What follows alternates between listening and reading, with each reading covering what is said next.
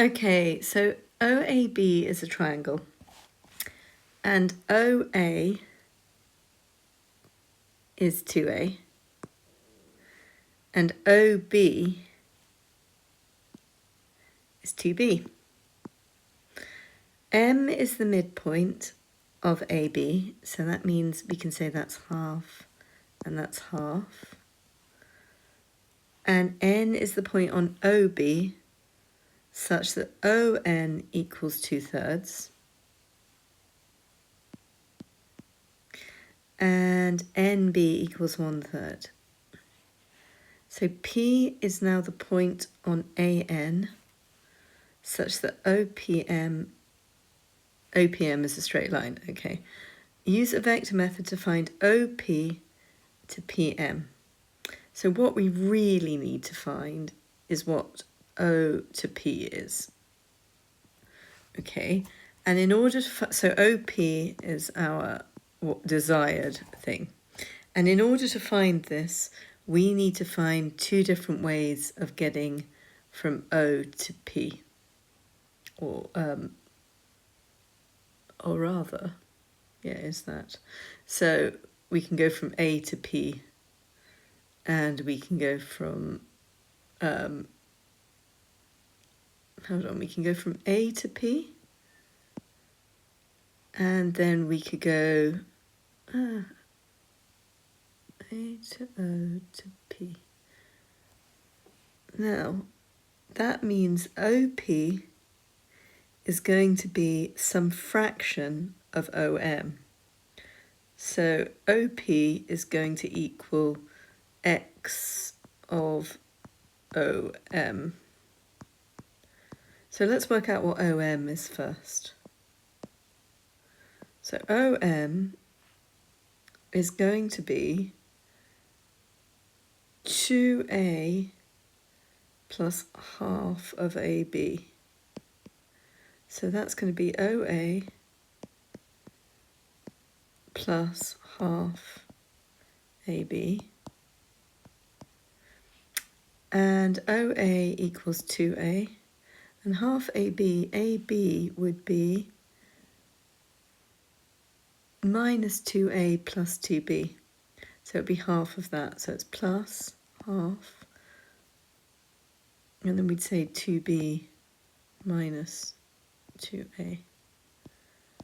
And that means that we know that that's 2A plus half, or rather B minus A, which equals A plus B. So we know, hang on, so A to B is going to be minus 2A, yeah, so that's 2B minus 2A, and that's B minus A, and that means OM is that. So we know that OP equals X times A plus B. That's one thing we know. Okay, now we've got to find another way to get there. And the next thing we know is that OP would equal some aspect of A to N. So it would equal OP. Oh yeah, that's another way. So OP, you've always got to find two, could equal O to A and A to P. So OP is going to equal A to P, O to A, plus A to P. And that is not the same thing as that. And that would equal, now that's quite easy. So what you've got there is you've got O to P equals O to A and some aspect of A to N. So A to P equals, let me just do this, A to P equals y of a to n. Okay, so to do this, a to n is going to equal a to b and b to n.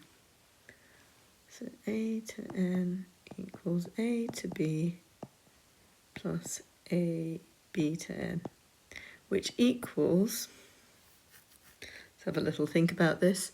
A to b, we know it is 2b plus 2a, 2b minus 2a, and then plus b to n, that would be O to b, it would be minus 1/3 2b.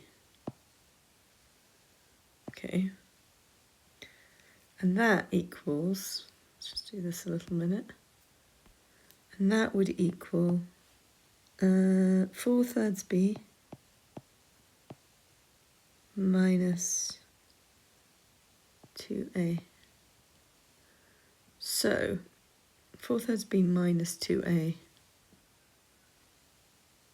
Is that right? Yeah. Okay, now, so that now means that we've got a to n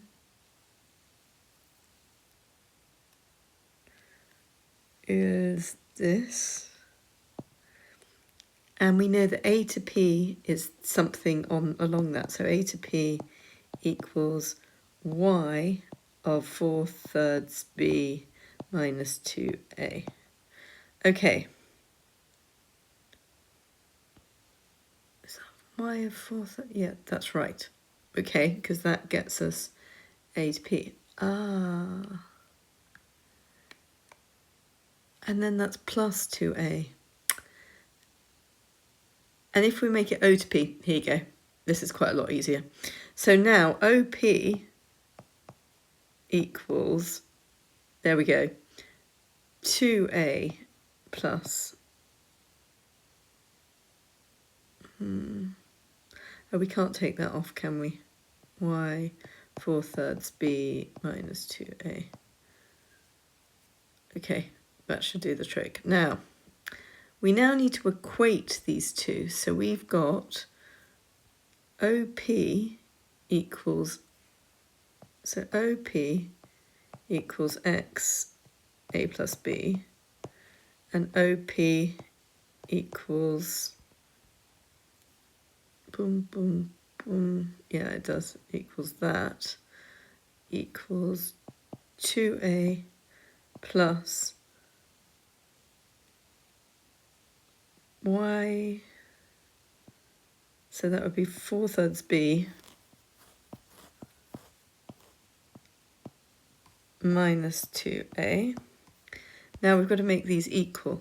So we know that x a plus b equals 2a plus y 4/3 b minus 2a. Okay, now we're sort of there. That always takes me a little while. So x a plus x b equals 2a plus 4/3 b y minus 2ay.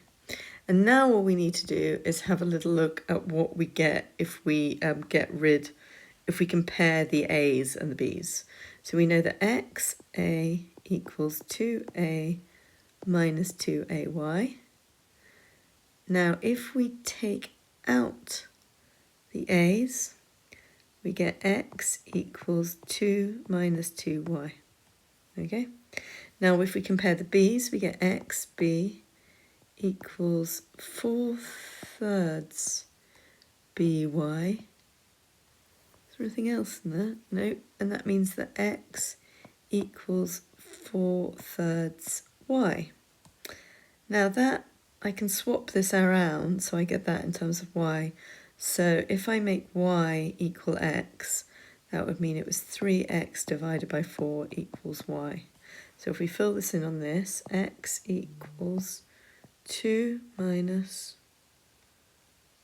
2 times 3x over 4 So that means that 2 minus, that's 6x over 4 equals x. And that means we can times that by 4. 4x equals 8 minus 6x. And then that's 10x equals 8. So x equals 8 over 10, which equals 4/5. So that means we know that this bit here, p, equals 4 out of 5, and that bit equals 1 over 5. So its ratio is 4 to 1. And that's how you do that, although it did take me a while.